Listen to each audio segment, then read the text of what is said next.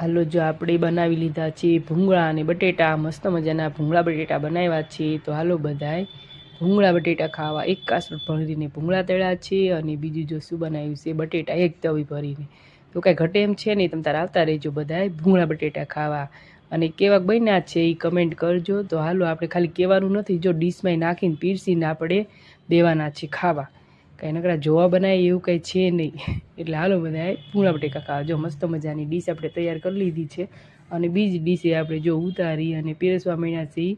બીજી ડીશ પીરસાય છે, હેમાંશી ને એના પપ્પા બધા બેઠા છે વારા ફરતી, બધાને આપશું કેમ કે બધા રાહ જોઈને જ બેઠા છે કે લાવો આવવા દો ભૂંગળા બટેકા।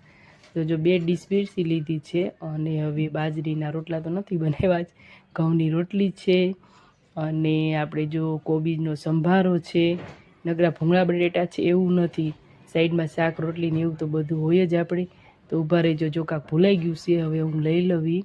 તવીમાં કંઈક બનાવ્યું છે, જોઈએ આપણે શું બનાવ્યું છે। જો આમાં આપણે બનાવી લીધું છે ગાજરનો સંભારો। બધી વસ્તુ હોય અને સંભારો તો જોઈ, શાક રોટલી ભૂંગળા બટેટા અને સંભારા। તો હવે બધું થઈ ગયું છે કમ્પ્લીટ તૈયાર। અને જો રાહુલી બેસી ગયા છે ખાવા અને રાહુલ કહે છે કે હાલો બધા ભૂંગળા